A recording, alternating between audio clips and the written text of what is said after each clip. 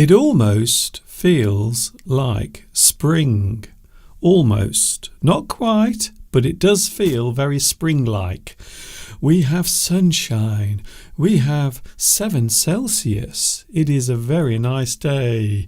Here we go again. We are with you once more live as live can be. This is English Addict coming to you direct from the birthplace of the English language. You know where it is. We all know where it is. It is, of course, England.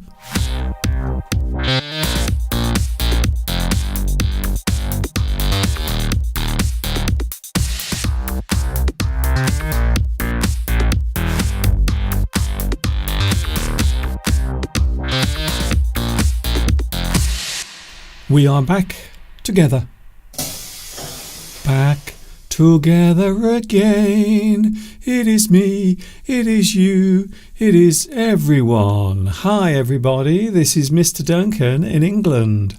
How are you today? Are you okay? I hope so. Are you feeling happy? Do you have one of these on your face? I hope you do. If you are feeling happy, if you are cheerful, content with your life. If you are not, don't worry, because over the next 2 hours, yes, 2 hours, I will try to put one of these on your face. My name is Duncan. I talk about the English language. You might say I am an English addict. The English language is a wonderful thing. I think it is possibly the best language in the world. A lot of people agree over the years. This is the reason why English has become a very popular language. I think English is special in one particular way, is because it is always evolving. It is always changing. I like to imagine that wonderful scene from Ghost.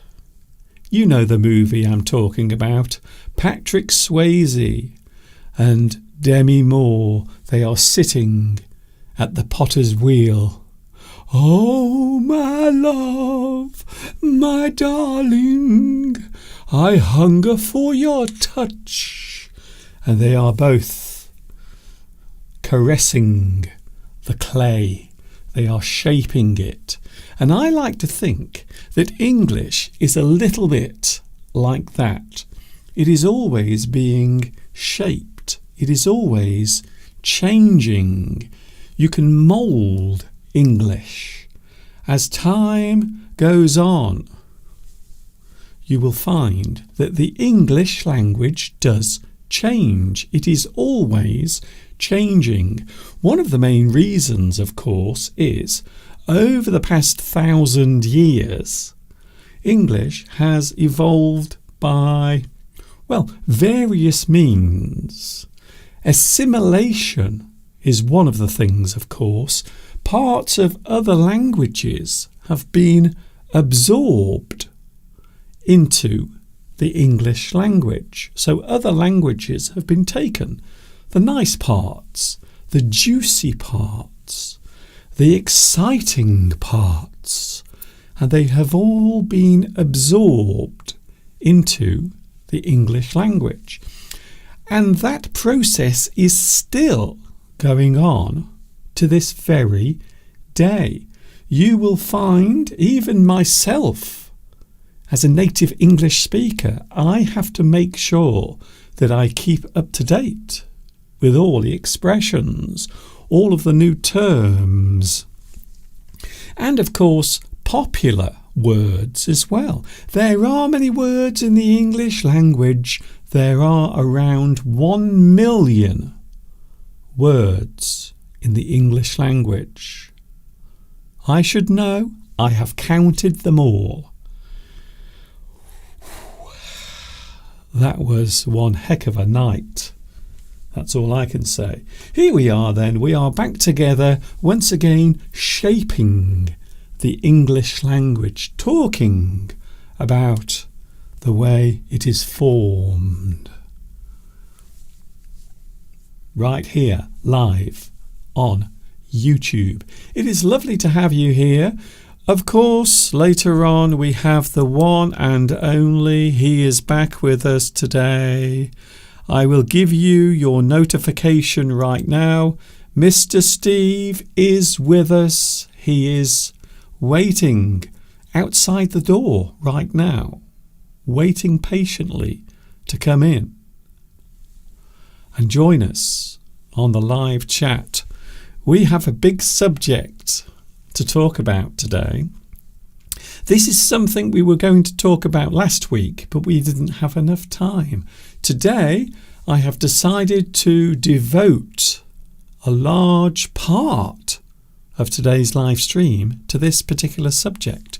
We are talking about the difference between corporal and capital punishment. It is a subject that has a lot of things contained within it. There are differences between those two things. There are also, I suppose, historical facts, figures, maybe things to mention about types of corporal punishment, capital punishment.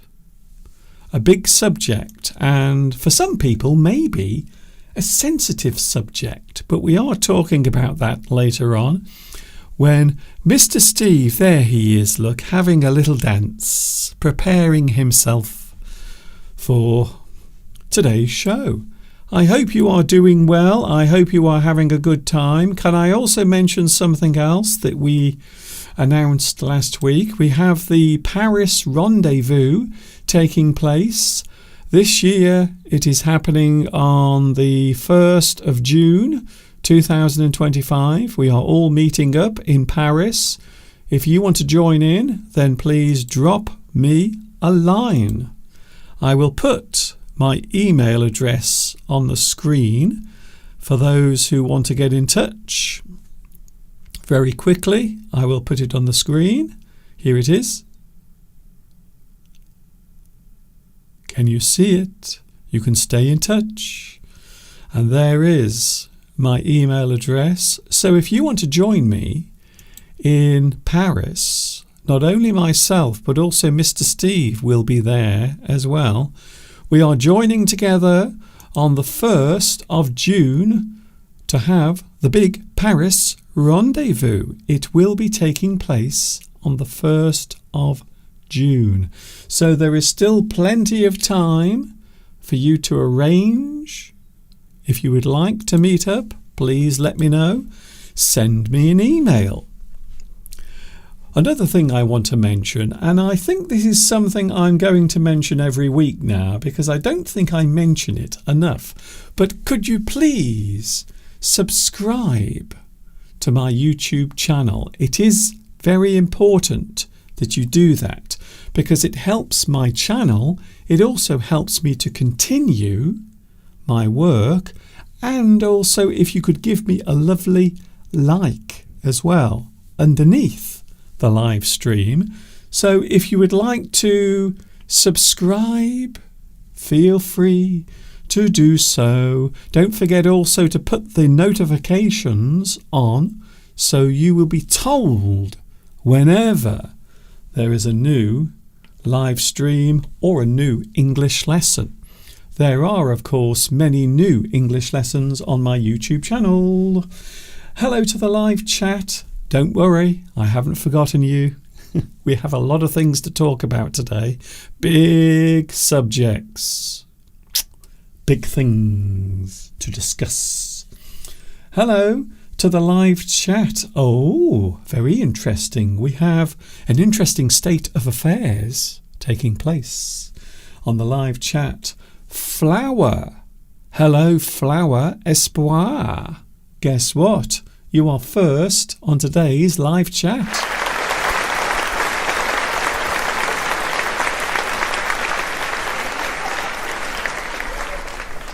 Congratulations to you, Flower. You are first. In second place, we have Beatrice. Hello, Beatrice.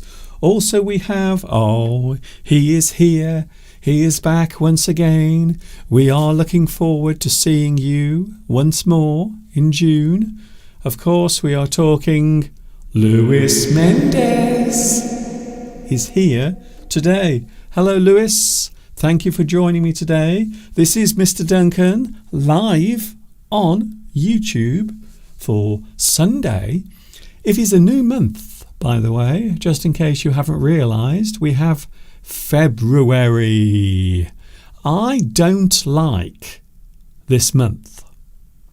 I don't like it. It's strange. It's a very strange month. First of all, it's short. So just as you begin to get used to being in February, suddenly it's over. So I always think February is one of those strange months. I don't like February.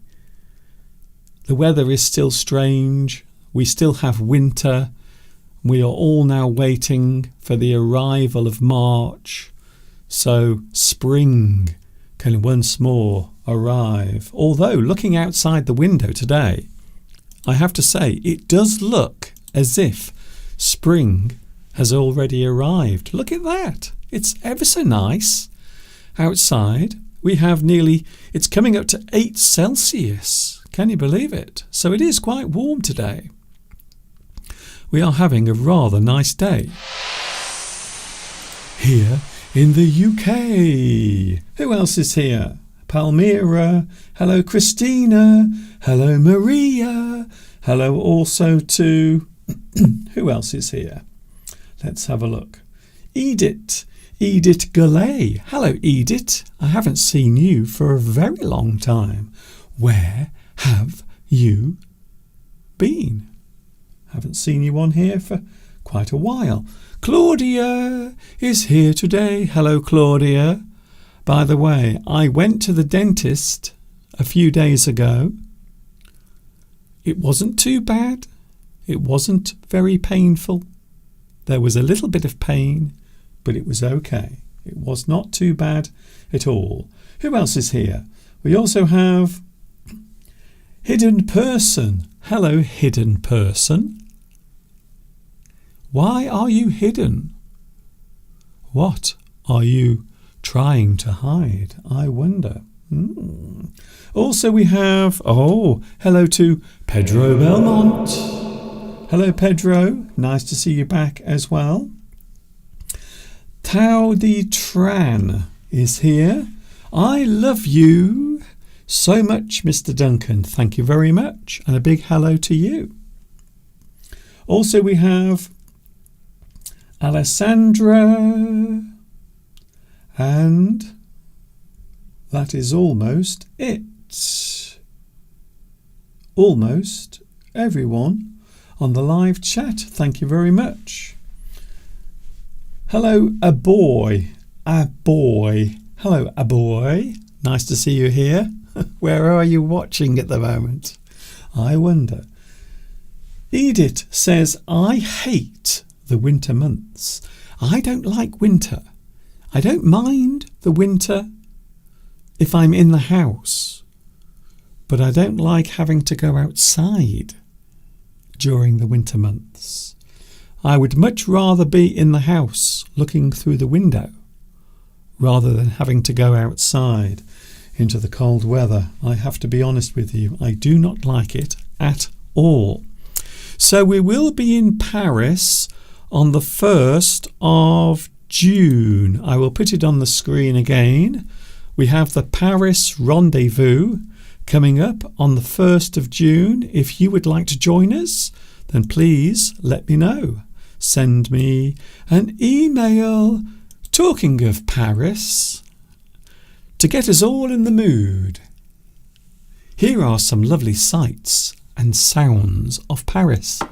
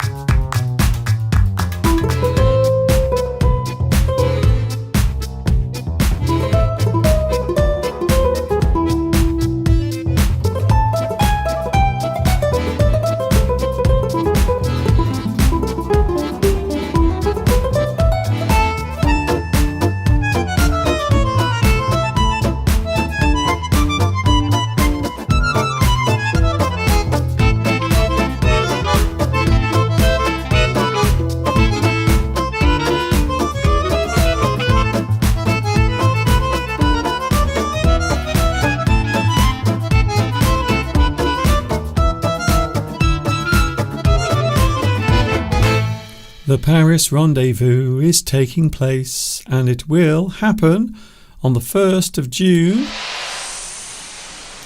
this year. Are you excited? I can't wait to meet up. I hope you get the chance to come along and join us as well. Beatrice says, I remember the music that you just played.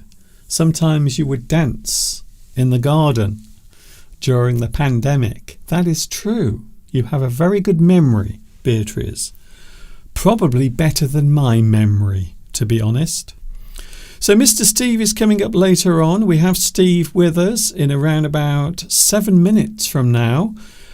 Here's an interesting phrase that we use in English, because the English language is what this is all about. We talk about English. Sometimes we have a very close look at certain English words and phrases, including this one.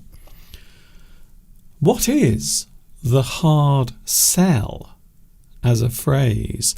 Well, I'm going to tell you now. I went into a shop a few days ago. I won't say where it is, but it is here in Much Wenlock. And the person selling in that shop was very aggressive. The way they were selling to me, they were trying to sell something to me in the shop, but they were being very aggressive. And we call that particular type of action the hard sell. To use forceful methods to sell something. So when we talk about the hard sell as a phrase, we are describing the forceful, aggressive type of selling that sometimes happens in certain types of shop. So that's what happened to me the other day here in Much Wenlock. I went into the shop. I won't say where it is, but it is in Much Wenlock, and they sell things that are second hand. That's all I'm saying. And they had something in the shop that I saw, and I went in to have a look, and they were so aggressive. They were really trying to get me to buy it. And to be honest with you, they were asking a very high price for that particular thing. And then they were using other methods to try and get me to buy it. Do you want to take it? Do you want it now? Shall I wrap it up for you? Things like that. It is a type of aggressive selling where a person will use forceful methods. Maybe the words they say, maybe their body language. They can use both at the same time, of course. So to use forceful methods to sell something is what we call the hard sell. A thing that is not easy to sell can also be called a hard sell. Something that is hard to actually sell to another person. So if a person does not want something and you want to sell it to them, then you have to use a particular type of selling technique, and we call it the hard sell. Another good example of selling where you might have to force yourself onto someone in the selling technique. Selling things door to door. Now, I remember many years ago we used to get lots of people coming around the streets, and they would knock on the door and they would sell things at the door. Items, certain types of household items, maybe something for cleaning your house. They would come to the door, they would knock on the door, and they would ask if you would like to buy something from them. But of course, quite often people don't like doing that. I don't like doing it. I never buy anything at the front door. Fortunately, these days we don't get many people doing it. Not a lot of people come round and try to sell things at the door. but it does happen from time to time. Selling things from door to door might require the need to use the hard sell techniques. You have to try and force the person to buy something. And it is a type of selling technique that a lot of people don't like. It does annoy lots of people, including me. A salesperson in a shop might use force to convince a customer to buy something. Now, you might be aware that many years ago, in my very young years, I did work in sales. And I can definitely understand this particular technique. So a salesperson in a shop might use force to convince a customer to buy something. They often use certain phrases, certain methods of trying to get someone to buy that particular thing, even though it is rather annoying. The harder something is to sell often means the more it needs to be pushed. So if you are selling something that people don't really want, or maybe they don't think they need, it is much harder to sell that particular thing. So you might say if a person needs something, then it is much easier to sell that thing to them because they need it. But sometimes you have to sell things that people don't need. The harder something is to sell often means the more it needs to be pushed. Now there is an interesting phrase, a very interesting phrase. The term push is often used to describe selling an item that is not desirable. So you have to push that thing. You have to try and get people to buy it. Something you have to push. You sell that thing in a forceful way. Perhaps it is something that is very expensive. And of course, these days, none of us have much money. So when we go to the shops, it is much harder for the sales assistant to sell things to the customer. We are all very reluctant to spend our money. Push is often used to describe the technique of selling something, normally with force. Then, of course, we have the word flog, a very interesting term. We often use this particular phrase in British English. So if you flog something, it means you are trying to sell something, normally fast, or in a large quantity. Flog things. The word flog is often used to describe the action of selling things fast. You flog something. You sell something at a fast rate. Most people do not like to have things sold to them.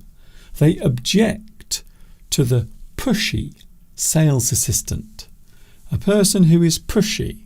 So maybe if you go into a shop, perhaps the sales assistant is pushy. They are aggressive. Oh, good morning, sir. Good morning, madam. Welcome to my shop. Is there anything I can help you with today? Anything you would like to buy? Can you imagine me working in a shop? I used to do it, by the way, many years ago. I did work in a shop. But I was a lovely salesperson. Lots of people used to come back and they would ask, "Where is that lovely, nice man with the glasses? I want him to serve me today." To be pushy, an interesting term. To be pushy means to be forceful or aggressive in a certain action. So a certain type of action, something you are doing, we can describe that person as pushy if they are being aggressive towards you. So maybe a person in a shop working as a sales assistant, they might have a very forceful way of selling. We can describe that person as pushy. Some very interesting words there. I hope you enjoyed those, because English is what I teach. And if you are interested in learning English, then don't forget to follow my YouTube channel, and I suppose also you can subscribe as well if you want. So what about you? Do you like going to the shop? Do you like it when someone is trying to sell something to you? There is a right way and a wrong way to sell things. The technique of selling is not easy to do. You have to find the right way of doing it, or else you will lose your customers. Coming up in a couple of moments, oh yes, he is here, by the way. He's on his way. Mr. Steve will be with us in a couple of minutes. We are talking about the differences between corporal punishment and capital punishment. Trust me, it is a subject well worth sticking around for. Don't go away. There is me, there are lots of English subjects, and of course there is Mr. Steve coming up any moment now.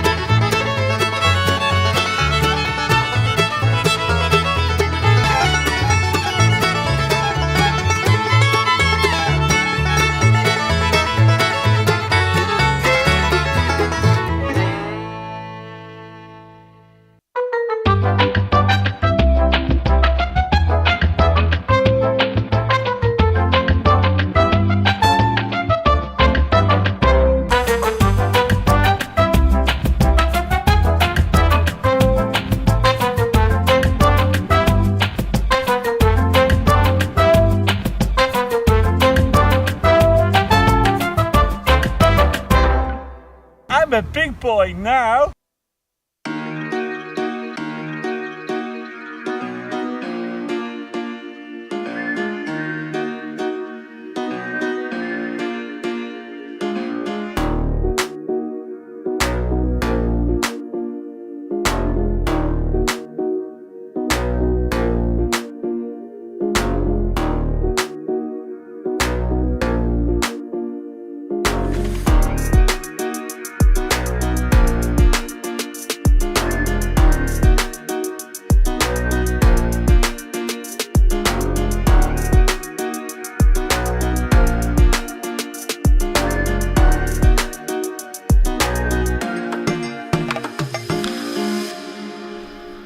English Addict is with you today. I hope you are having a good day indeed. It is myself, Mr. Duncan. We have big subjects to talk about today. The difference between corporal punishment and capital punishment. And everything we will be talking about, all of the subjects today, we are talking about from the point of view of the UK. Just so you are aware of that. Here he comes then. Here is the man himself, looking very bright today. I don't know why. He looks almost like an angel. Like a beautiful angel. The sort of angel you would see on the top of your Christmas tree. Or is that a fairy? I'm not sure. Here he is. It is the one, the only. Oh, it's Mr. Steve. Hello again. You know what you are. You're beautiful, you're wonderful, you're loyal, and you're here again. And I'm here again with Mr. Duncan on Sunday to help you learn some English and have some fun at the same time. Although talking about death penalties probably isn't. But we're going to try and make it fun. Well, it will be. Put it this way. As fun as we possibly can. Well, we're not just talking about that, though. I know. So I'll just mention we are talking about an interesting subject today, a very unusual subject. We are talking about capital punishment and corporal punishment. They will both be discussed by us, maybe in a serious way, but also maybe in a fun way as well, because we always try to look on the bright side of things. The bright side of life. We've all got stressful lives. Talking of which, I don't know why today you look angelic. I think it must be the lighting. I am an angel, Mr. Duncan, didn't you know? That's what your mum used to always say. I'm blameless. Your mum used to say that. Innocent. Anyway. Is there a halo above my head? No, definitely not.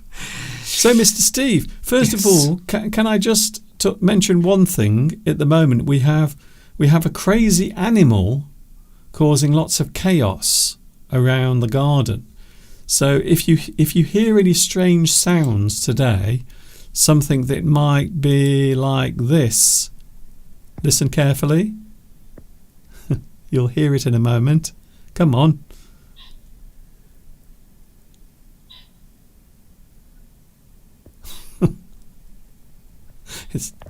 Anyway, you might not be able to hear it, but there is a pheasant. We have this crazy pheasant at the moment.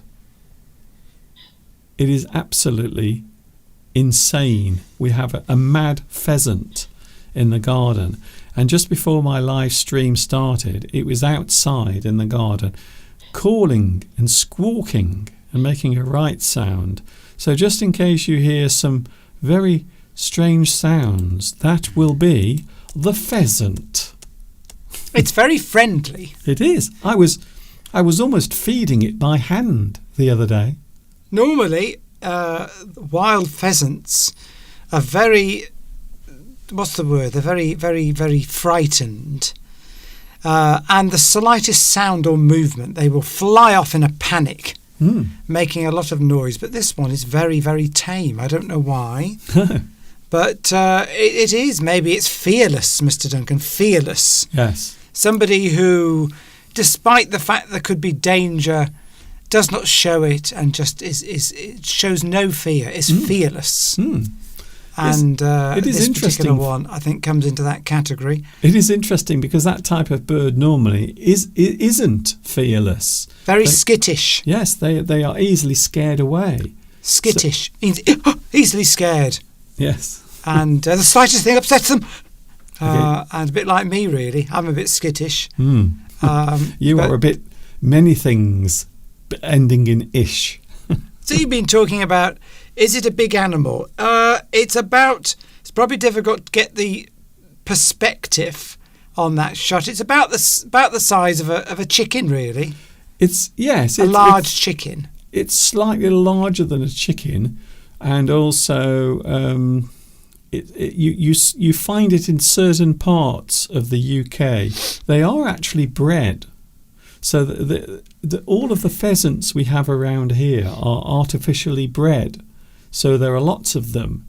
And then during certain parts of the year, you can actually shoot them. So the reason why there are so many around this area is it is actually done on purpose.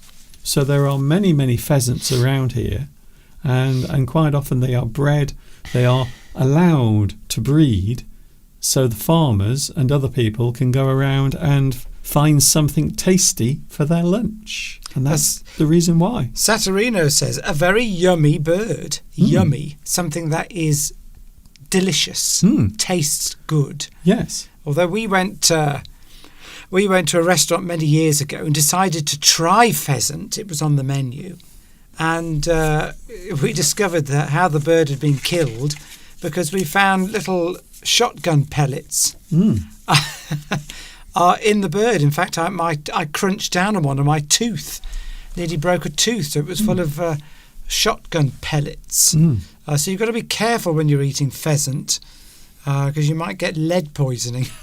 Although I don't think they put lead in gunshot anymore, but nevertheless, you wouldn't want to swallow whatever it was they put in it. Definitely not. So you've been talking about sales techniques, have you, today, Mr. Duncan? I've been talking about working in a shop, not from my point of view, but from a salesperson, their point of view, because sometimes when you go into a shop, Steve, the sales assistant or the person selling in the shop can be very forceful. They can use something we call the hard sell. So you are being aggressive, you are using words or certain techniques to try and get that person to buy the product. Earlier on, I can't remember who it was, it may have been Christine, said sometimes people will say, if you are trying on clothes, they will say, you look beautiful in that. And the reason why they sometimes say it is because they want you to buy it. So you have to be careful. They might be selling something to you, maybe an item of clothing that looks terrible on you, but they will say anything sometimes to get that sale. Yes, and of course you know when a technique's being used on you, and it can put you off, as Christina said. If somebody says that to me, I normally it puts me off buying the product. And can I just answer a question? Fiziev Ferdavs, hello there, asked, what is the best sales technique? I can answer that. Well, I was about to, yes, but go on. Okay, well, I was going to say the best sales technique is to not sell. That is the best type of sales technique. The best selling is when you appear not to be selling.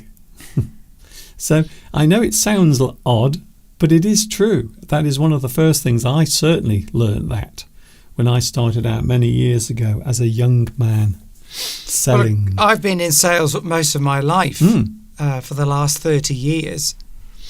And I've had every sales scheme. The companies always try to send you on these courses. Yeah. And as Mr. Duncan says, that you've got to have a certain personality to be able to sell to people. And there isn't a technique. No. Don't use any techniques. Yes. Just know your product and be able to listen to the customer. Know your product well so that you can answer any questions. Be reliable. If they ask you questions and you can't answer it, say you'll come back to them with an answer. And if you do, they'll see you as reliable. And that is just being yourself. Yes.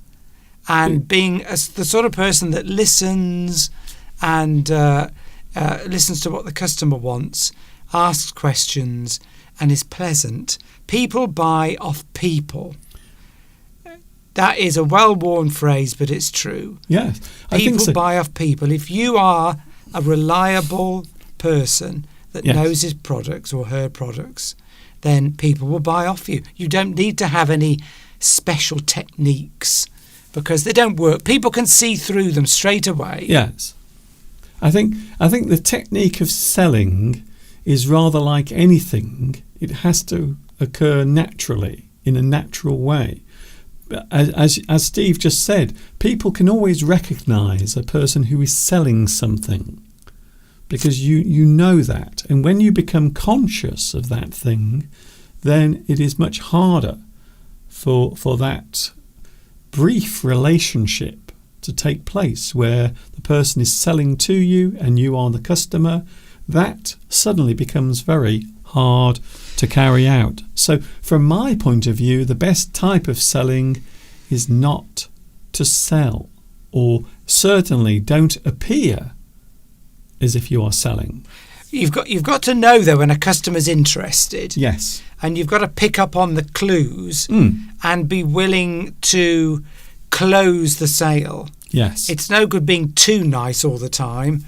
You don't want to be using any sort of techniques, but at the same time, if you're getting buying signals, which is the customer asking questions, the customer's asking lots of questions, and you're answering them and checking that they're satisfied with your answer, these are strong buying signals, and you should try at some point to ask for the business, because if you don't, you can't be too nice. You are there to sell, after all. The point of selling is to sell something that people don't want. So if a person comes into the shop and asks for something that you sell, then really they've done your job for you.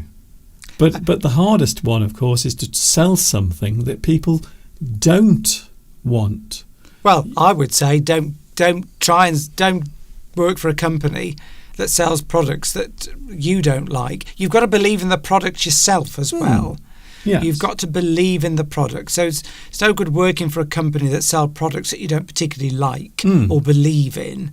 Yes. That belief has got to come through when you are talking to a customer about your product. And never forget, if you're working in a shop and a customer's coming in, chances are they want to buy something. Yes. And if you're visiting customers, which is what I do, I travel from place to place visiting customers, they've let me come and see them. I've got an appointment, so I know that they probably want to buy something. And as long as that product fits their requirements, then they probably will. Yes. And that's it. That's all I've got to say on it, really. It is. It's interesting. And of course, there are things that are notorious for being difficult to sell, such as, I suppose, life insurance. Now, I remember as a kid, there used to be people knocking on the door all the time trying to sell different things. Life insurance was one of them, because most people don't think of life insurance as being an important thing. I think these days people are more aware of it, but certainly 30, 40 years ago, people weren't that interested in life insurance. But of course it has become a big business nowadays. So there are things that you might need, but you are still reluctant to actually buy them. So I always find that rather fascinating, to be honest. Can I just remind you, if I haven't, and if you haven't heard me already, please like and subscribe. This is something that I'm going to mention a lot today. If you like this, you can give me a like, and also you can subscribe as well. And I would be very happy if you could do that. Ever so nice. Mr. Steve is with us today. We have a very interesting subject to talk about today.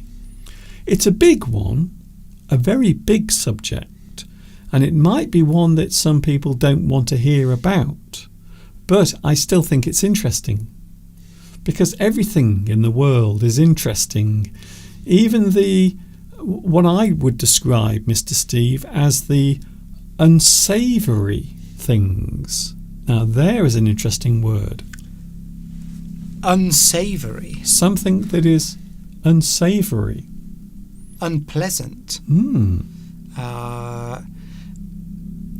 yes, not very nice to talk about or think about, or maybe unrefined, maybe unsavory. That's very unsavory comment. Maybe Yes. you're saying something cruel or unkind to somebody. Not the sort of thing that you would say in polite company.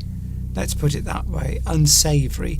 Or a subject that is difficult to talk about because it may have certain emotional overtones, or Yes. might incite certain ways of thinking, or emotions that you're not comfortable with. Yeah, something unsavoury is something distasteful, something you find objectionable, something you don't like, something that maybe even you don't trust in a person. You might describe a person as unsavoury. Maybe a person you don't quite trust. Maybe a person you feel uncomfortable being with. And of course, as I mentioned, a subject as well. A certain topic or subject can also be described as unsavoury. Something that might be a little bit unpleasant. Yeah. Such as today's topic that we are talking about in a few moments. Can I just mention again, we have, oh, Mr. Steve, are you excited? 4 months from now, we will be having the Paris Rendezvous on the 1st of June. Not only me, but also him as well, Mr. Steve, also in Paris. We will be there, and hopefully you will have a chance to join us as well. The Paris Rendezvous 2025 will happen on the 1st of June.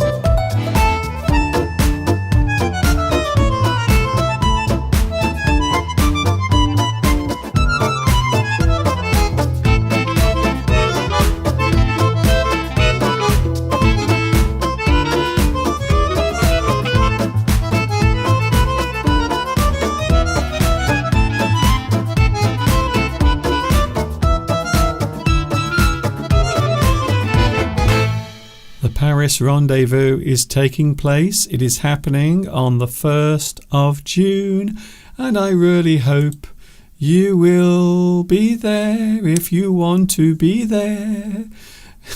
And what should people do, Mr. Duncan, if they want to come and meet up with us and fellow English students on your channel, Mr. Duncan, because there will be not just us there, but lots of other people. What should they do if they want to be there? Yes. What should they do, Mr. Duncan? Well, you can see on the screen now, there is my email address. You can stay in touch. You can also contact me if you are interested in joining me on June the 1st of June 2025. We will be in Paris. And we will have the Paris Rendezvous taking place. So if you would like to meet not only myself, but also Mr. Steve and many of our lovely viewers as well, other English addicts, please let me know. I've already received a few emails from Christina, of course, Beatrice. We are looking forward to seeing you again. It should be a lot of fun. Also, Francesca as well has been in touch. So hopefully we will see you and also maybe other English addicts. Lewis, maybe?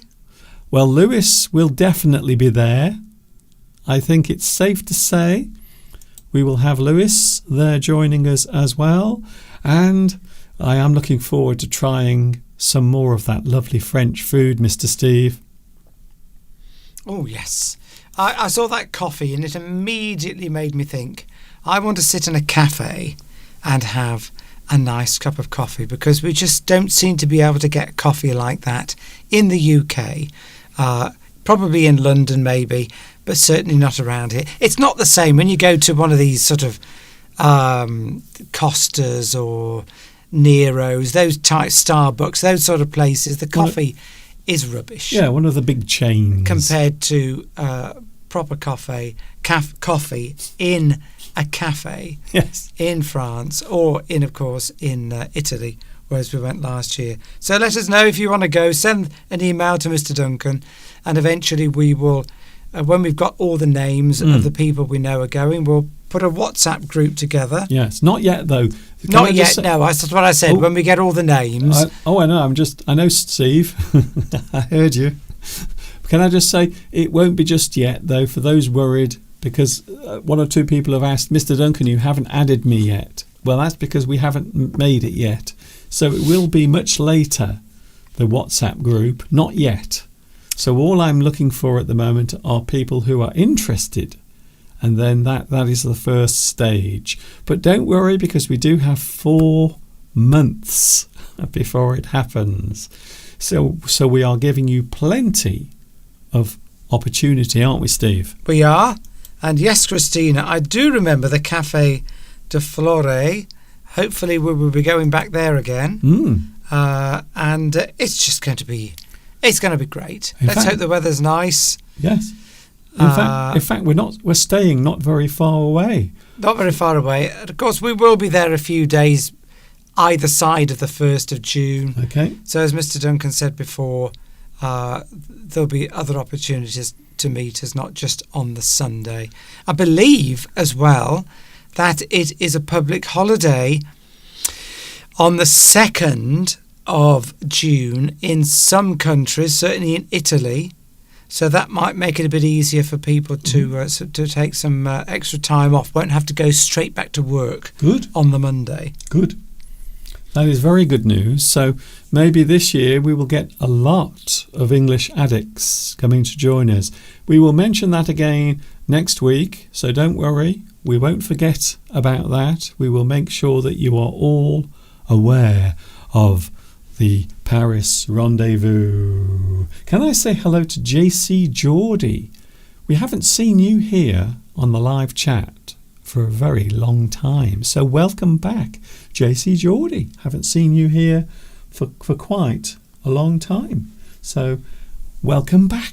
It's nice to have you here again. By the way, Mr. Steve, it is 3 o'clock. Can you believe it already? It is 1 hour has gone already. Can you believe it?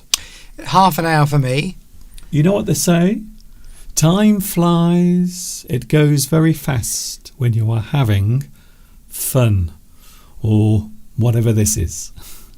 So today we are looking at a very interesting subject, something that may or may not be unsavoury. And we did mention that word a few moments ago.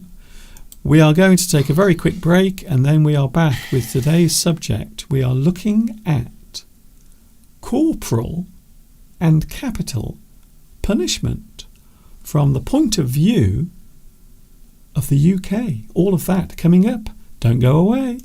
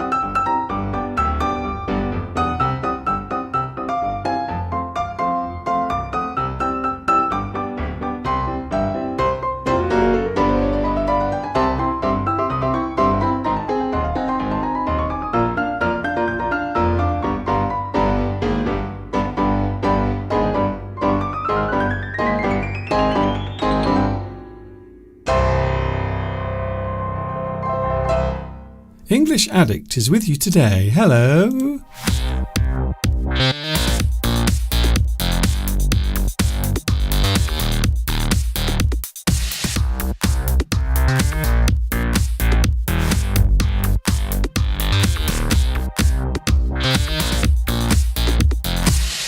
English Addict is with you on this beautiful... It almost looks like spring has arrived already. You can see the birds fluttering around. Talking of animals that like to flutter, here he is. Mr. Steve is still with us here in the studio. There he is. Look, Mr. Steve. Hello. Yes, you can tell the spring is on the way because the birds are starting to get excited. The pigeons are starting to try and woo their mates. Yeah, they're doing all their bowing and their strange sort of courting rituals. And blackbirds are starting to collect moss to build nests. So yeah, spring is on the way, and the days are getting longer. Slowly. And the sun has come back to our part of the world because we're shaded from the sun here during 2 months of winter. But it's come back. Because our house is right under Wenlock Edge, so part of our house is hidden during the during the winter months because the sun does not come over the top. So we live in complete darkness during the winter in the house. We can't even see where we're going, unfortunately. But now the light has returned and everything is becoming brighter as spring approaches. As I mentioned, I don't like February very much, even though it is Mr. Steve's birthday in February. Yes. On the 16th. That'll be the Sunday. We'll be live. Yes. Mr. Duncan, on my birthday. So that'll be different. We will be here live on Mr. Steve's birthday on the 16th of February. Can I also mention something very important? There is no live stream on Wednesday. I know you're shocked. I have to be somewhere else, unfortunately. So I won't be here on Wednesday. No live stream. But there will be a new English lesson on Wednesday. But no live stream, unfortunately. No English Addict on Wednesday, just to let you know. I won't be here just for next Wednesday. After that, everything is back to normal, so don't panic, don't worry. Mr. Steve, we have a very interesting subject to talk about today. This is something that has been recently in the news for one or two tragic reasons. A terrible crime committed last year, and it did cause a lot of upset and anger at the time, and it also called for, well, I suppose a lot of people wanted, or they want to see, the return of something called capital punishment. Capital punishment. However, there are two ways of describing types of punishment that is given out in law. Certainly types of punishment that used to be given out in this country. So we are talking today about two interesting subjects. They might not be pleasant, but I still think they are subjects that should be discussed. So we are looking at corporal and capital punishment. And as you can see, I have gone to a lot of work to create all of this. So you can see here, these are things underneath me. These are things that are used for corporal punishment. And underneath Mr. Steve, we have things that are used for capital punishment. So those are the two subjects we are going to talk about.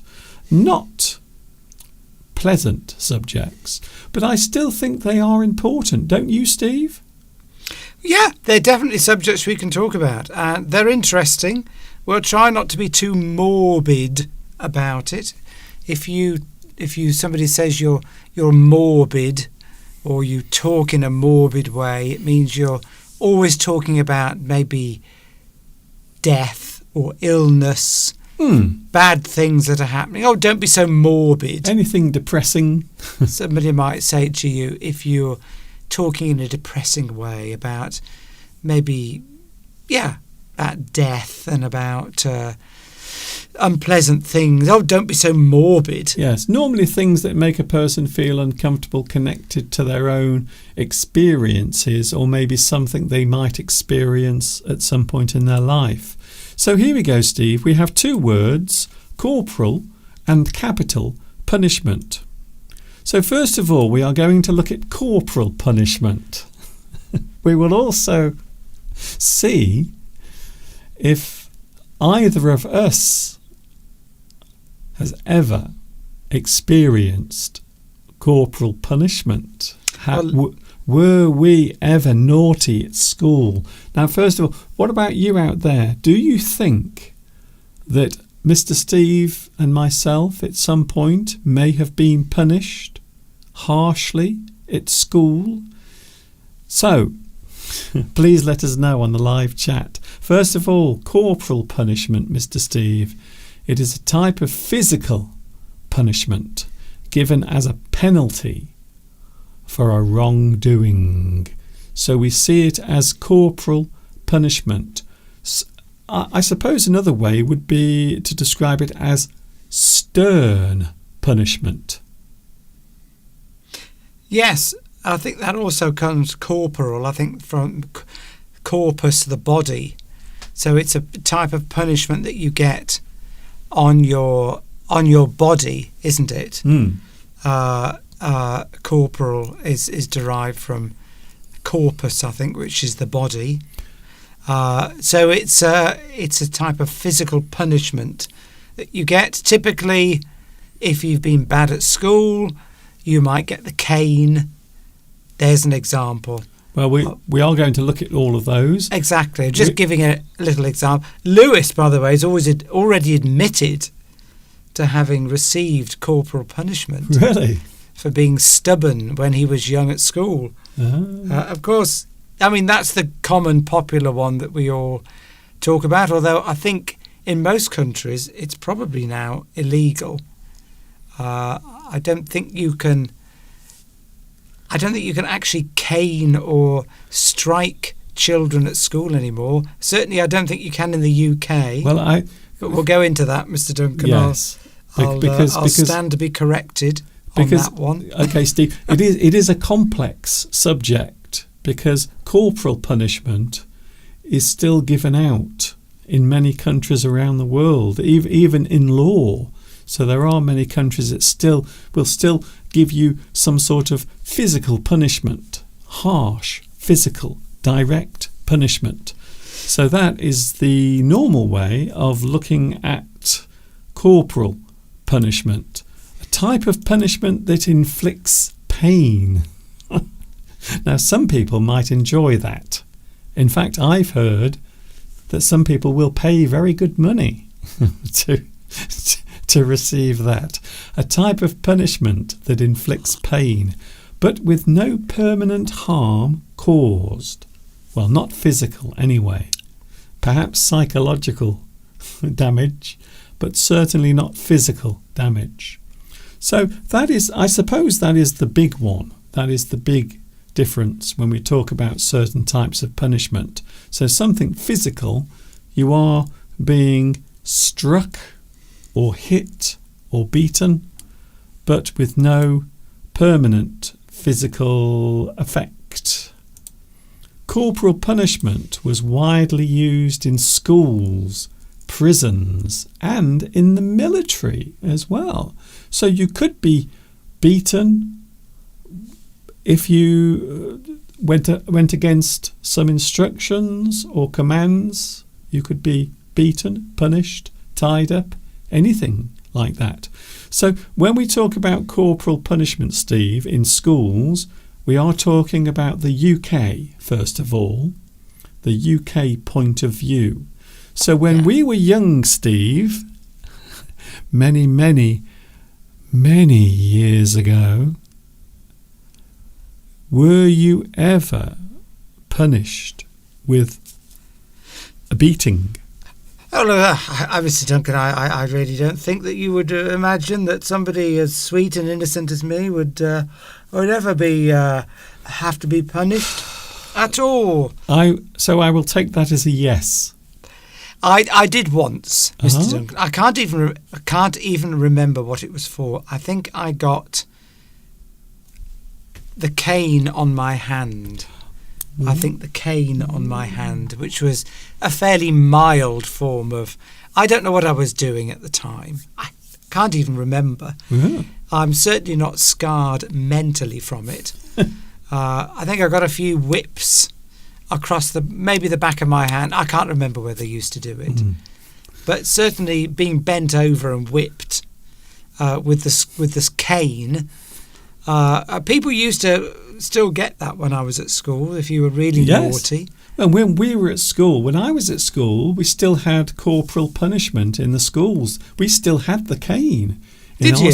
So you could still go to the headmaster and he would give you a whoosh, whoosh, across your bottom. And yes, I am going to admit it, I was also punished as well with a slap across my hand.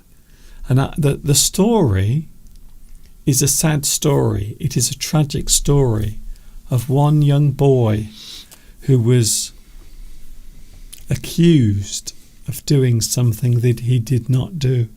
So not only was I punished for something, but I was punished for something I did not do. Pulling a branch off a tree when I was at infant school, and someone said it was me that did it, or me who did it.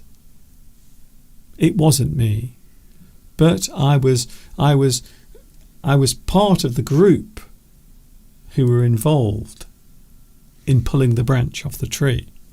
So by association, I had to also receive the punishment as well.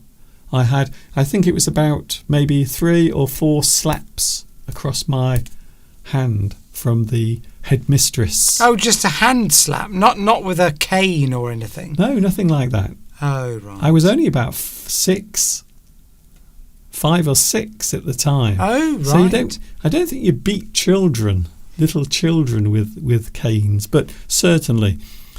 But I have to say, it did scar my life for many years. But mentally, in here, I found it very traumatic, especially because I hadn't actually done anything wrong. So just because I was associated in that group, I was also taken to the headmistress, and she punished us all in the same way, including me. And I was innocent. Well, we don't need to go back over that. It was a long time ago. Of course, Yes. that is the argument, isn't it, with corporal punishment, is that particularly on children, is that does it actually work? I mean, do you have any dates as to when it was abolished in the UK, Mr. Yes. Duncan? Well, in schools, I will mention that later on, because we have all this information coming. I believe you have some information as well coming up later on as well, Mr. Steve. Here we go. British schools used to use corporal punishment in the form of a beating. So it was very common. So don't forget, when we were at school, when I was at school and Mr. Steve was at school, you could still have the cane. You could still be punished physically. Not nowadays. No one does anything like that in British schools anymore. I don't even think parents punish their children in any way these days. I think it's illegal. I think even for parents to punish their children in a physical way like that. But of course, we've got some people on here when Beatrice said that her mother slapped her when she was 3 years old for crossing the street alone. And I remember my father, we're not really, yes, I mean, this isn't, I suppose it is if your parents hit you for doing something bad, that is, you would call that corporal punishment. I remember once my father hit me, the one and only time I remember him ever hitting me. I was only about, I can't have been more than 3 at the time. That's incredible. But I remember it to this day. It hasn't scarred me mentally, but I remember it because my father was very proud of his roses and his greenhouse. And when I was 3, I was playing in the garden and I fell into my father's rose bushes. And you can imagine I got quite badly scratched, but my father was so angry that I'd damaged the roses that he gave me a slap and sent me to bed. So not only were you injured, not only were you injured by the roses. Yes. Your father also gave you a slap as well. I know. And the other time I was playing with, my sister had been born at the time, and there was a pram in the back garden. And I was playing with the pram. I was only 3. And I wheeled the pram and it went into the greenhouse and smashed one of the panes of glass in the greenhouse. And again, I got a whack across my backside, bottom, backside, rear end for that, and was sent to bed for that as well. I've noticed all of your stories seem to concern destruction of your father's property. When you're 3, though, I don't think my mother approved. I mean, I wasn't mentally scarred or anything, but no, everything else has done that to you. Everything else, yes, but not just those incidents. Did nothing. In fact, you may have actually enjoyed it. The most common form of corporal punishment in school, Mr. Steve, would be the cane or the paddle. Now, in private schools, in the posh private schools, you might find either the cane or the paddle would be used. I will show you very quickly, Steve. The cane, there it is. So it looks a little bit like a walking cane that you would see an elderly person using. However, this one will bend very easily. It is flexible. I think it's made of willow. I think I might be wrong. I'm sure it's made of a type of cane or willow, and you can use it and it won't break. And quite often the cane would be used in my school we had the cane. I never had the cane. I never received it. I'm not sure if that's a good thing or a bad thing. The cane. And as I mentioned also, Steve, the paddle as well. So I don't remember seeing the paddle, to be honest. I don't, yeah. No. I think that's probably before our time. But it was used as a form of corporal punishment, and of course also very painful as well. Another thing, Steve, 2 more things. Sometimes a ruler would be used across the hand. So maybe if the teacher was in a hurry, they would have to improvise very quickly, wouldn't they? So the teacher would improvise. They would grab anything they could find and hit you with it. So maybe a ruler, or if you look under Mr. Steve's lovely face, you can see there is a plimsoll. A plimsoll is something you wear on your feet, a very soft type of footwear. Quite often, as a child, I used to wear my plimsolls when we were doing physical education.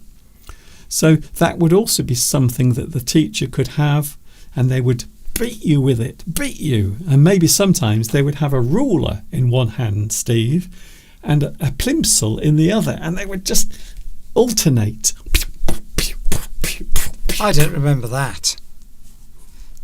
Are you exaggerating there, Mr. Duncan? I might be exaggerating slightly exaggerating.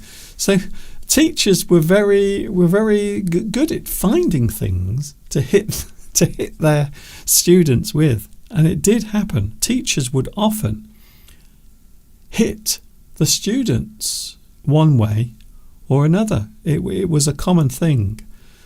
The punishment was inflicted. Now, here we are going to talk about parts of the body now. If you are squeamish or easily offended, the punishment was inflicted on either the buttocks or the hands. So those were the two places, on your bum or on your hands. So quite often the cane would be given to you across your bum, wouldn't it, Steve? I never had that. I never had it either. How Fam says that my teacher used her slipper.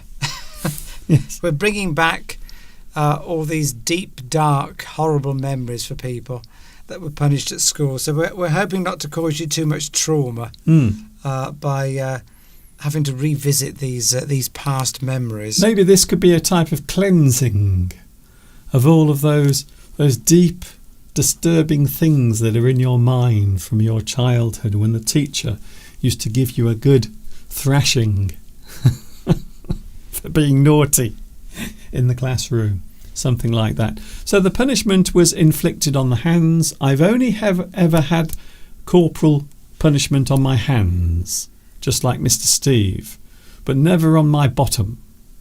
Well, we'll leave it at that. I said, have we ever hit each other, Mr. Steve? Have I ever beaten you? No. No. No, we've never been physical. I can't understand. Can I just say, I can't understand how that's never happened. Have we ever come close to it? No, we haven't actually. Which is strange. Just as well, because we, Yes, 36 years. 36 years. We've never struck or hit each other ever. Christina mentions an interesting twist on the subject. If we're talking about a subject and you twist it, it means you sort of almost put it into reverse. The problem in schools today is that the teachers are at risk of being beaten by the school bullies. Yes. The problem is reversed. Yes, that's right, because teachers, particularly, we can only talk from the UK perspective, but teachers feel very vulnerable now because they find it difficult to get discipline in the class because they can't use corporal punishment as a deterrent. No, they can't even shout at them. They can't even say things to them now for fear of having some sort of disciplinary action, and they lose their job. This is one of the reasons, of course, why many people in the UK are moving out of the teaching profession. They are finding other types of employment because it's too dangerous to be a teacher in the UK. And if when we were young, Mr. Duncan, when we grew up, if you'd done something wrong at school and your teacher reported you, or you had to have the cane, well, you wouldn't want your parents to know, because they would be furiously angry with you. Yes. But now it's the opposite. The parents will stand up for the child and go to the teachers and cause problems for the teacher for punishing the child. So that's why discipline has often broken down now, because the teachers get blamed even when they're right and the child has been in the wrong. It's an interesting word, by the way. Can I just mention the word discipline? Discipline is just a form of stern control. So a type of control is discipline. So a person can have self-discipline. That means they have self-control. Discipline in a school, of course, is making sure the rules of the school are followed. And that is the basic use of the word discipline. Yes, if you said to somebody that was eating too much all the time, you might say, not saying this is the reason, but you might say that they haven't got very much self-discipline. They can't stop themselves from doing things which are bad for them. That's one example. There are quite a few examples of corporal punishment, and of course punishment that can be given out by the teachers in the classroom or by the parents, although nowadays it doesn't happen very often here in the UK. A slap on the hand was also given as punishment in school. So that is what I received when I was a little child, when I was wrongly accused. It's true, I was wrongly accused. And this, of course, is the problem with any of these types of punishment. There is always a risk that somebody gets punished for a crime or for something that they didn't actually commit or didn't actually do. So when you go to these sort of extremes, like corporal punishment or capital punishment, which we'll be coming on to, you've got to be pretty certain that that person is guilty. Otherwise, the repercussions can be quite severe. Saturina says another punishment from your parents is to be sent to bed without any dinner. Yes. Although sometimes if your parents' cooking is bad, that could be that could be actually a kind of treat, I suppose. Maybe children would be naughty because they know their parents' food is not very nice, so they would be able to escape having to eat the terrible food. So we would often receive a slap on the hand. Corporal punishment. Here we go, Steve. This is what you asked earlier. Corporal punishment is no longer used in British schools, although many feel it should be brought back. So there are many people who think that we should bring back the cane and the slapping and the smacking of the children in school to make them behave. Yes, yeah, that would be a very...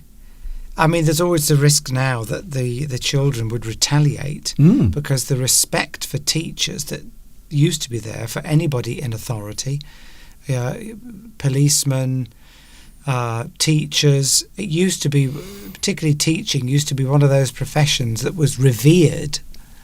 Revered, it means it's something to look up to, something to aspire to. Somebody that is a teacher is giving you knowledge, is helping you in those early stages of life to get the knowledge and that you need to become successful in life and to move forward. It used to be a revered profession, but now, of course, it isn't really in a lot of places. And respect for the teaching profession has gone down significantly over a number of decades. And I think a teacher now, if it would be at extreme risk, maybe physical harm to themselves, if they were to try and impart some kind of physical punishment, like corporal punishment, to a child. They might get stabbed or something. Well, not only that, but you would lose your job. Well, you would lose your job instantly. Yes, that's it. There's no argument nowadays. That's it. It's your career as a teacher will be over. But there are people, of course, who feel that it should be returned as a way of encouraging young people not to be so horrible, basically. I think children now would be more inclined to fight back because they don't necessarily have that same respect that they used to for teachers or any type of authority, maybe. Yes, I think it would be, and people would be filming it. Everyone's got cameras now on the phone. Everything's being filmed, isn't it? Everywhere you move, you're being filmed. So it would.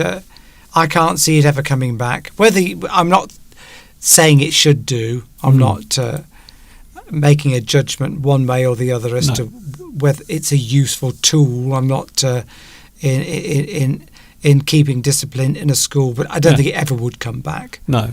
Well, all I can say is when I was at school, kids were still naughty and badly behaved, even though they had corporal punishment at that time. It still existed. The British government, by the way, Steve, banned all of that in 1987. Right. Believe it or not. So I always thought it was much earlier than that. But 1987 was when corporal punishment was outlawed.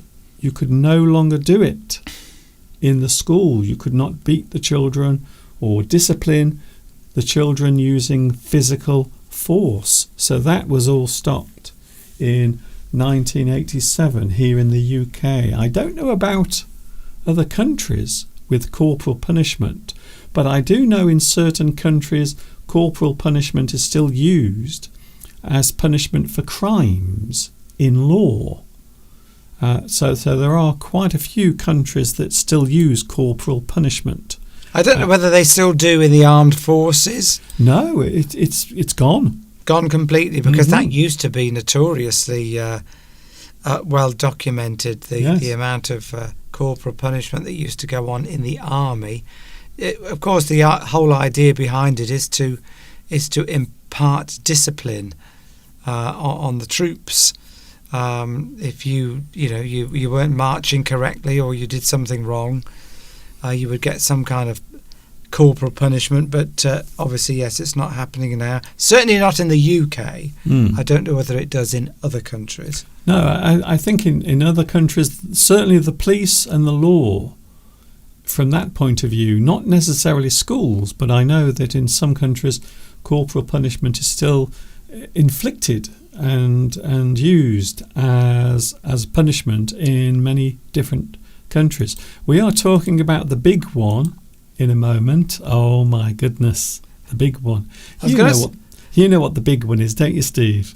Yeah, I do. Oh. Can I just also say that sometimes if you got the cane at school, it was almost like sometimes it was like a badge of honour amongst your peers, amongst your other friends. Yes. If you got a beating or a cane from the headmaster, and you could almost come out looking like a hero, and it could be like a badge of honour. Look, I've had the cane. It should have been a shameful thing. Yes.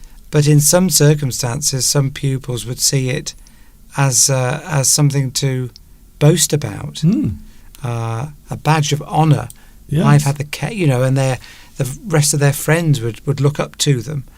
Of course, that's not how it's supposed to be, but sometimes that is what happened. That is a very good point to make, Mr. Steve. We are going on to the big one after this short break. We have capital punishment coming up. It's the big subject. Not live. No, just talking about it. Yeah. Well, no, we're not doing it here. No capital punishment will be carried out. It's the way you said we've got capital punishment coming up. Yes. As a subject. So please don't go away. This is English Addict.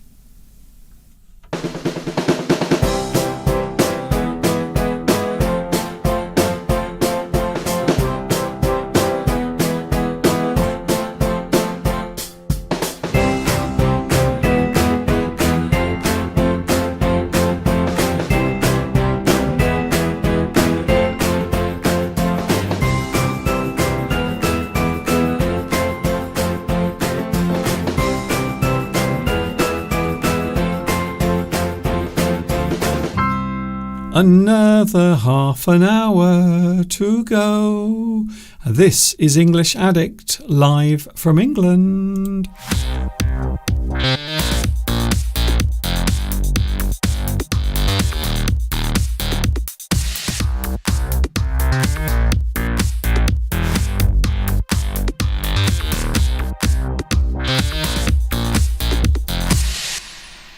We are here live as live can be. Luis Mendez. In my school, pupils who didn't answer correctly, they would have to hold out their hand and they would wait for the punishment. And the amusing thing is that the punishment started when the pupil had the correct answer. I'm not sure how that works. So when they got things right, they were punished, or when they got things wrong, they were punished. I was only punished once at school, and so was Mr. Steve as well. So we are now going to talk about the big subject. This is the one that I suppose some people might say it's not easy to talk about this particular subject, but I don't think there is any problem with discussing this thing. And the subject is capital punishment. And we are going to talk about it from the point of view of the UK. So as us living here in the UK, our own point of view from the laws and everything that occurs here. But of course, we will make it fun as well. We can have a little bit of fun, can't we, Mr. Steve? Of course we can. We'll try. We'll try. So capital punishment. This type of punishment is also known as the death penalty. That's it, really. You can't really say much more than that, can you, Steve? No, that's pretty much it. That's pretty much. Yes, usually reserved for what you would describe as a heinous crime.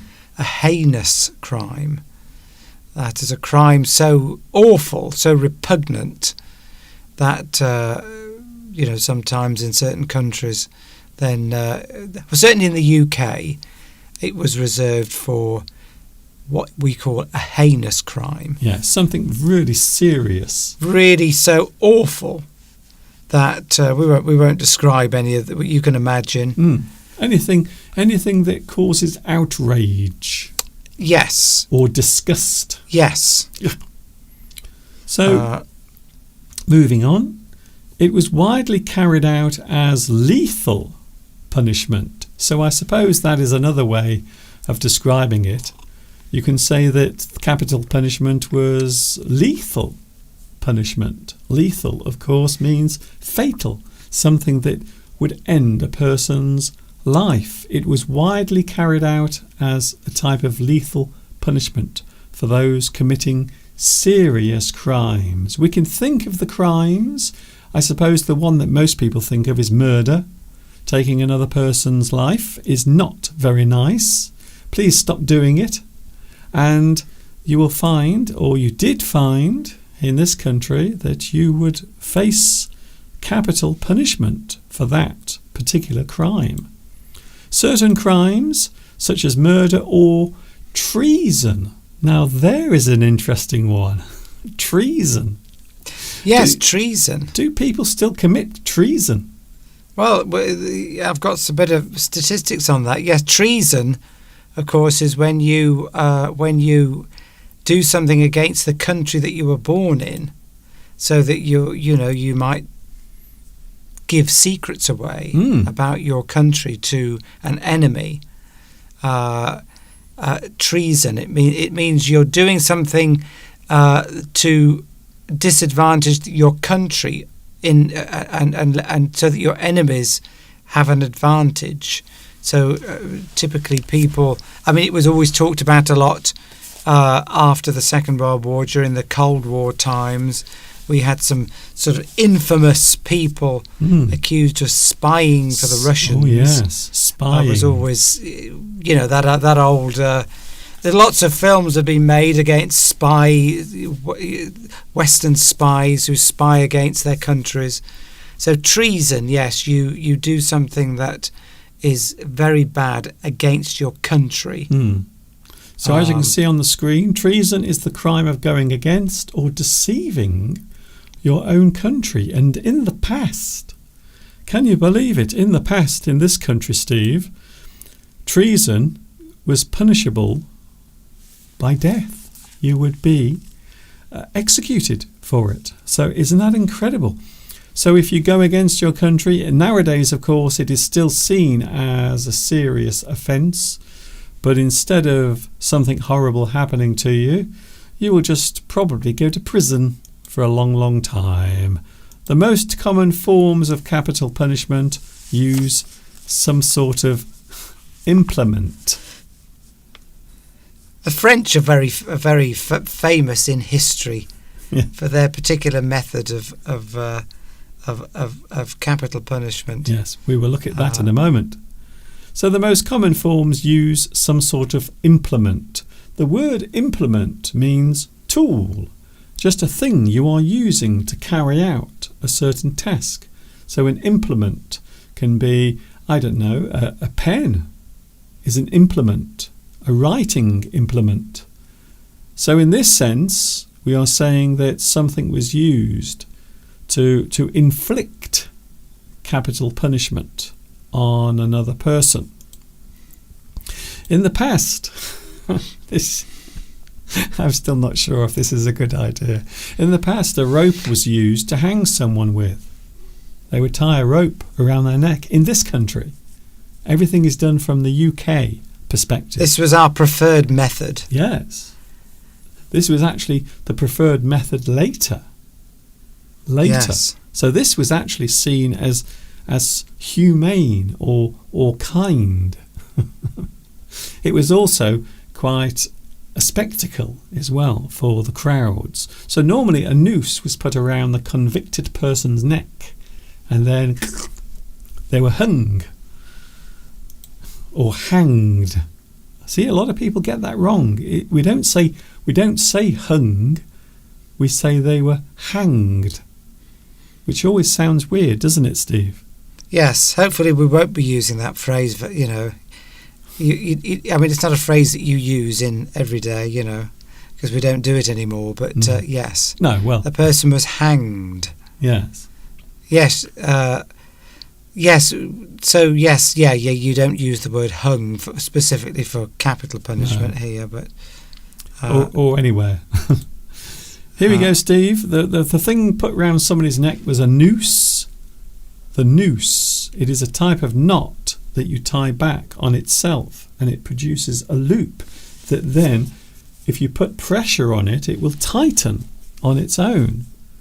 And that is what you used. I mean, a noose can be used in other areas, like shipping, for example. If you might have a noose. It's a useful way of lifting something up, shall we say? Well, it's not just used for capital punishment. You normally use it for fixing onto a ship, and then you will throw the noose around something to hold the ship in place. Yes, in port maybe.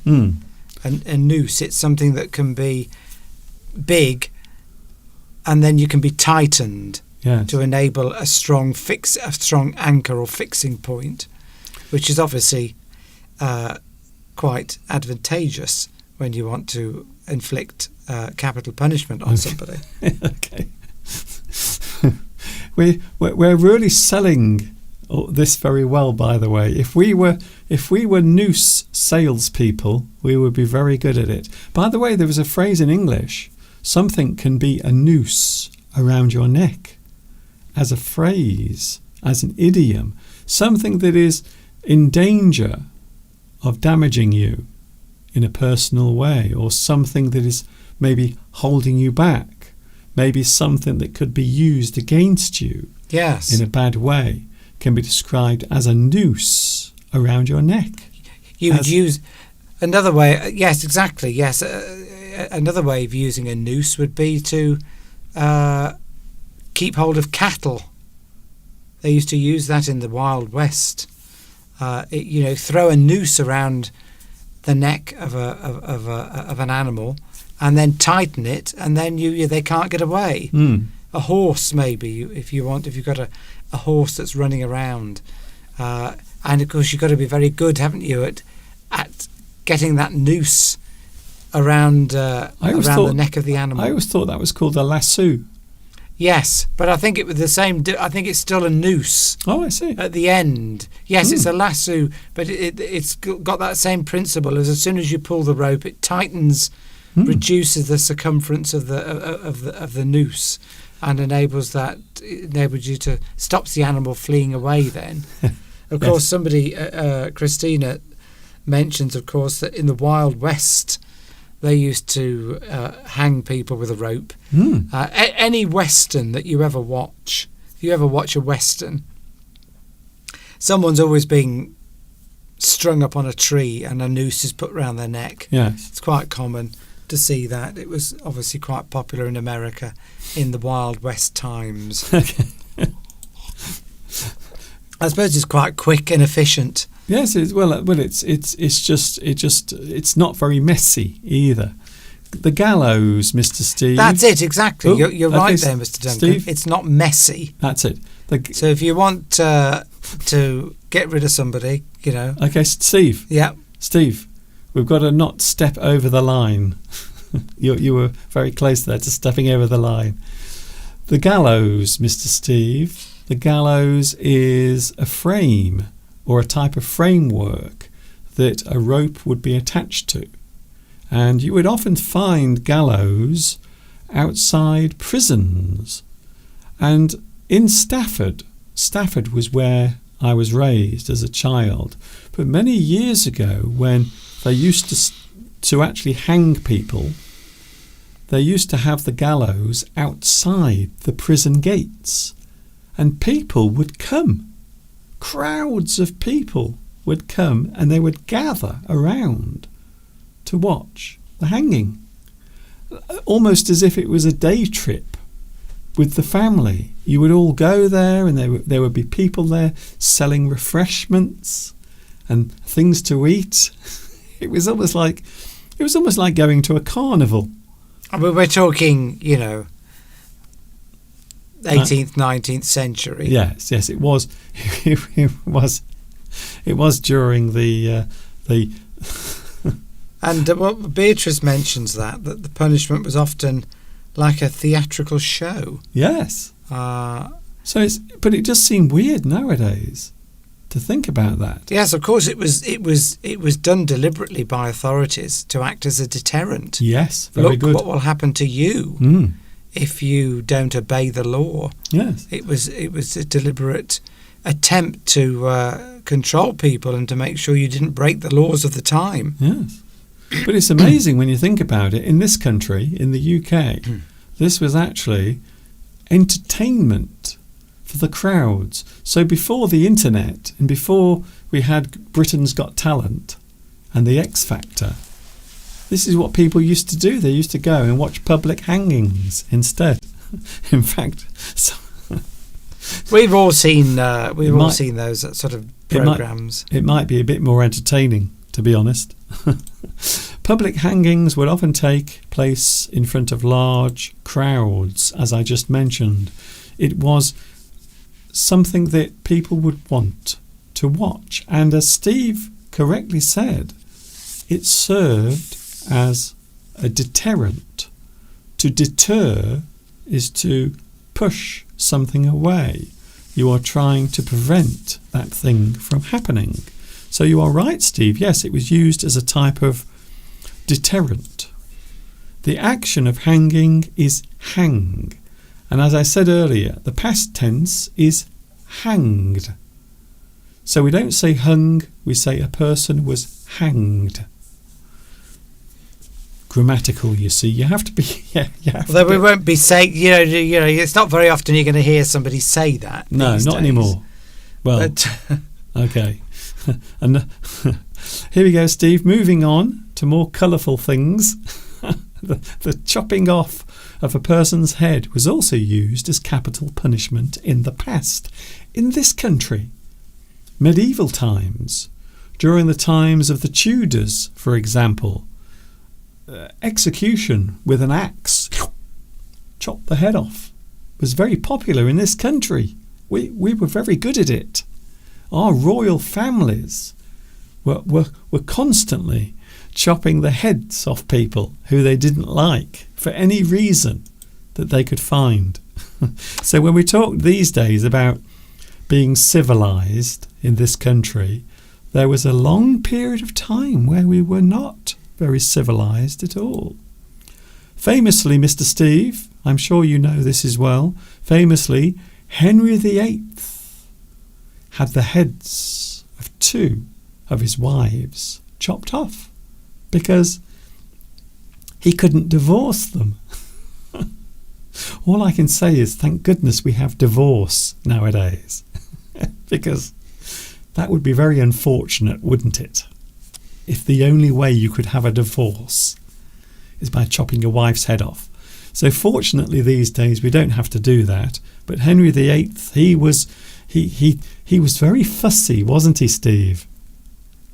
Yes, I mean he's of course he's one of our famous monarchs. So we've always been taught the history of Henry VIII and his wives and what happened to them. Of course, if they didn't produce sons, that was another reason to chop their heads off. It was. Well, one of them, she just wasn't very good looking, and he was disappointed by her, and the other one wouldn't bear him a son. So I think it was Anne Boleyn and Catherine of Aragon, and I'm using that from my memory.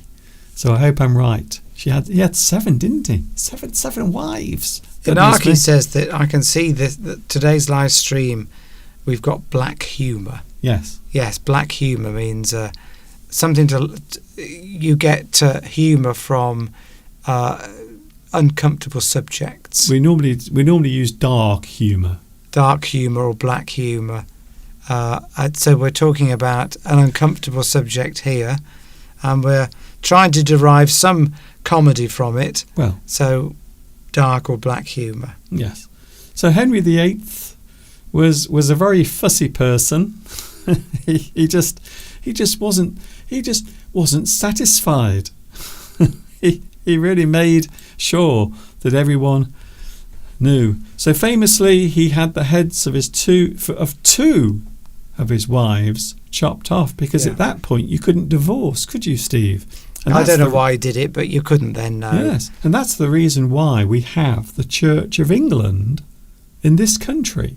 So the Church of England was actually created by Henry VIII when the Pope, who we all had to answer to, wouldn't allow him to divorce. So he said, okay then, I'm going to make my own church. I'm going to call it the Church of England. And guess what? In that church, we can divorce. So that's the reason why we have it. Thank you, Henry VIII. I'm wondering what else did he make popular?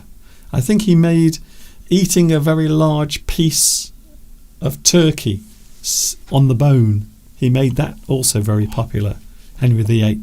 I am Henry VIII. I am. During the French Revolution, Mr. Steve. Oh, here we go. So this is the one you were talking about earlier. The guillotine. Ah.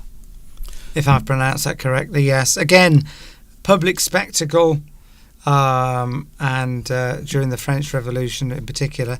Somebody mentioned that even after the Second World War, it was still a form of capital punishment in France. So that's quite interesting to know that. Well, I think in France they had capital punishment up until I want to say recently. I'm not sure. Maybe Lewis can tell us or somebody.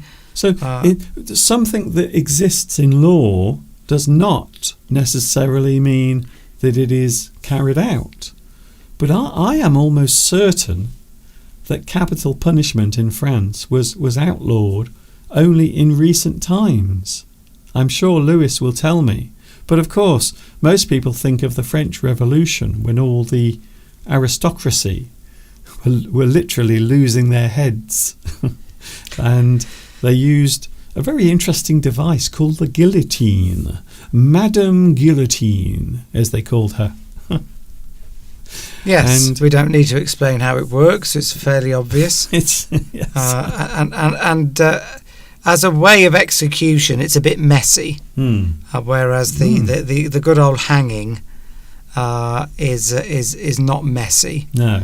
Whereas there's a lot of clearing up to do after having your head chopped off. Yes. But of course, I would imagine it makes quite a good spectacle. If you're looking for drama, then I would imagine it doesn't come much more graphic. All I can say is than that. I'd imagine you have to be careful where you stand. Yeah. I would Yes. like to be at the front, near the front. I would like to be a bit further in the back. Just so I don't get the bits on me.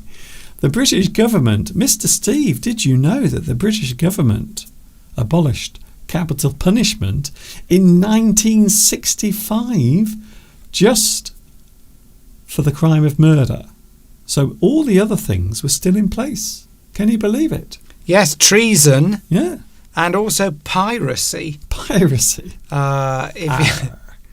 If you committed piracy, was still remained, in theory, a crime punishable by death until 1998. Incredible. And of course, that just because you've got that in place, that law in place, doesn't mean that it's actually carried out. And the last person who was hanged in the UK was in 1964. And the last female was in 1955. Ruth Ellis. That's right. So, and it was completely abolished, as you said, I thought it was 1969. But there you go. It's somewhere around there. Well, it was 1965. They abolished capital punishment for murder. But you might be surprised to find out that it still remained in Northern Ireland. In Northern Ireland, it was abolished in 1973. So it still existed in Northern Ireland for various reasons for murder right up until 1973, although I don't think it was ever utilised or carried out. In France, Lewis says it was abolished in 1982. Although it was suspended in 1977. So technically, yes, recent times, I suppose, because you always think of that as being something from medieval times or from a very long time in the past. So it always seems very strange. Well, a lot of countries are, I would look this up, around 55 countries around the world, around that, do still have a capital punishment. Or the death penalty, but the vast majority of them don't actually carry it out. It's only only about maybe 5 or 6 countries, or maybe 7 countries that still actually carry it out, even though they might have it there as a deterrent. Well, we used to visit a country that has it still. Malaysia still has capital punishment. They still have it there. I think Thailand as well still has it for drugs. Although these days, I think if you are caught carrying drugs into Thailand, I think you just go to prison for a very long time. But yes, they used to give the sentence of capital punishment for drug smuggling in Thailand. And of course, it goes without saying, the USA, it's a very complex thing in the USA because certain places don't have it, certain states do have it, most places don't carry it out anymore. That's all I'm saying about that, because it is a very complex subject. But yes, they still occasionally carry out capital punishment in the USA. One place that loves it, by the way, one place that can't get enough of capital punishment is China. China does it a lot. The numbers are quite shocking. The amount of people who are, let's just say, they don't have a very good day, to be honest with you. One of my friends actually went to see one happen. My When you friend- were in China? Yeah, my friend in China, he went along to see an actual execution. So you were allowed to go and watch? Yes, he went along because his father was involved with the government, the party, as they call it, although it isn't a party. It's not the kind of party that we think of, with cakes and jelly and ice cream. It's a very different party. So he went along and he actually witnessed capital punishment taking place with, of course, nowadays most countries use lethal injection. Apparently it's much nicer.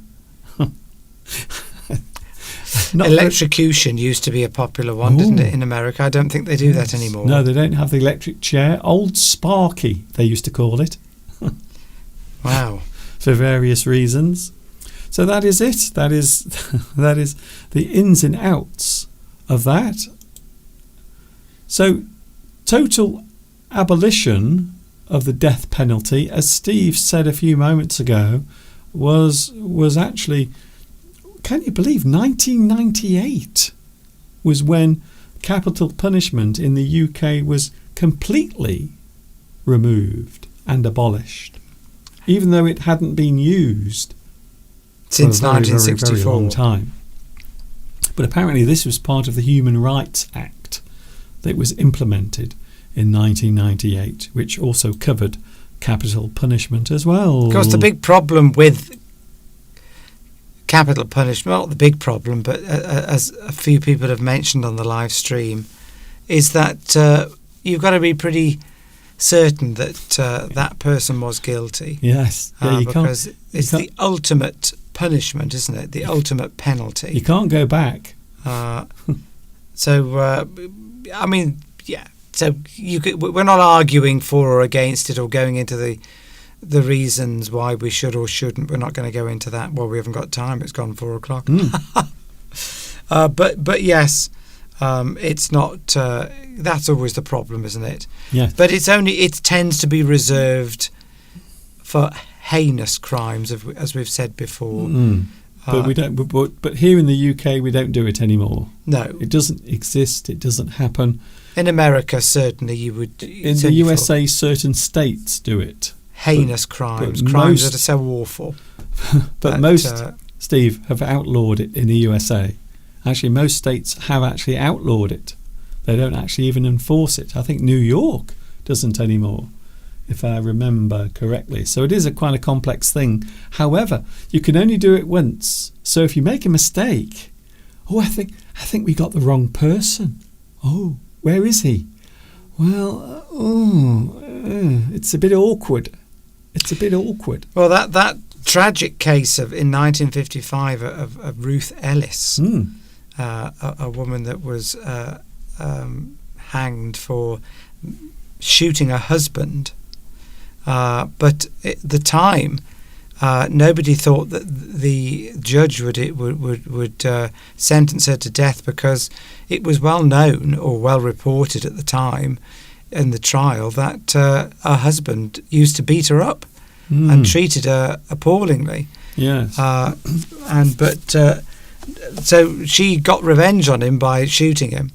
I mean, yes, of course, that's shouldn't be murdering people, but at the time, the fact that you could say that there were mitigating circumstances, you could say that she was driven to it, maybe. Yes. So I don't know the full details of the crime, but it was very controversial at the time. Well, you might say that you could be sympathetic towards a person who commits a certain crime if they have been pushed into it. Certainly Crimes in a type of relationship. Anyway, Steve, we've got to go in a second. We've got to go. There have been calls for capital punishment to be returned in this country.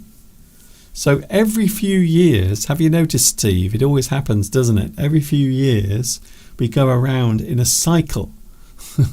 So most people forget all about it, and then eventually it comes around again. So at the moment, we are all talking about it again here because of that awful crime that was committed against young girls at a party. Anyway, that's it. In the UK. I mean, that was just the most heinous crime you can imagine. So, And of course, people think that. But in a way, I think, mm, I mean, if you want to punish somebody, if that person has committed this crime and then you kill them by law, they're not suffering anymore, are they? I would Yes. rather, if somebody committed a crime so awful, I would want them to suffer okay, for as Steve. long as possible. Steve. I mean, if you hang them or if the state kills them, then where's the punishment for them? Because once you're gone, you're gone. You're not suffering anymore. I'd want them to suffer. Solitary confinement for 30 years. Just something like that. Which is why I wouldn't agree. But anyway, there you go. We're getting it. It's time, Mr. Duncan, for a cup of tea and a cake. Quite a That's change. the only reason I come on here, Mr. Duncan. Okay, Steve, just stop talking for a second because I'm trying to wrap up the show. I can't wrap it up if you keep talking. Thank you, Mr. Steve, for joining us. And it's been an interesting subject. All I can say is I think we've all learnt something today. Hope you don't have nightmares. No, I don't think so. We've had a capital time, Mr. Duncan. A capital time. What does that mean? If you say it's an old-fashioned phrase. Yes, the 1920s. Capital fun. We've had a capital time. It means you've had a very good time. Yeah. Can I just say we don't use that phrase anymore?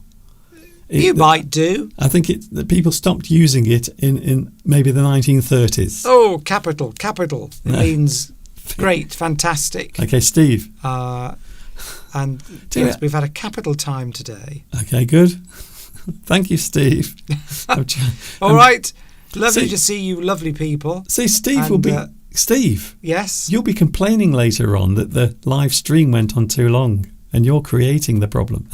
Well, I'm just trying to say goodbye. Thank you, Mr. Steve.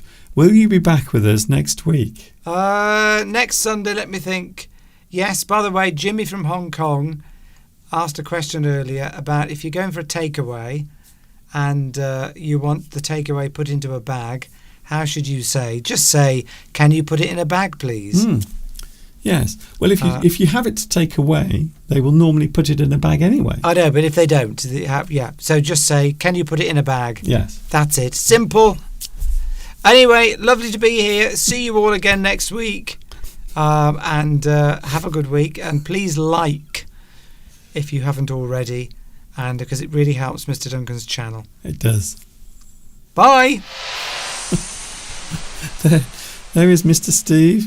And we probably could have gone on for another hour talking about that subject because it is a big one.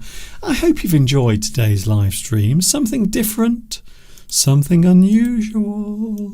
Can I just tell you now, I am not here on Wednesday. So next week, only next week, Wednesday, no live stream, but there will be a new English lesson.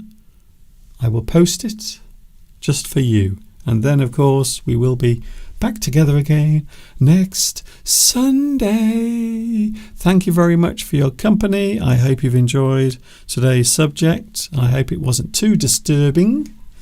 And I will see you next Sunday from 2 p.m. UK time. And, of course, I suppose I should mention, please subscribe.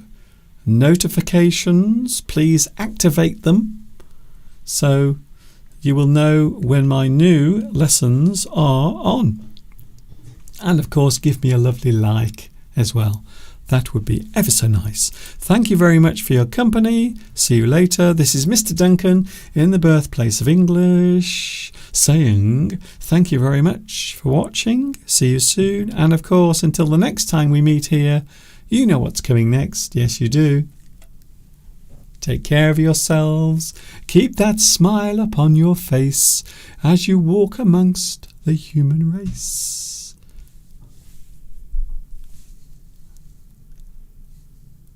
Ta-ta for now. Have a good week.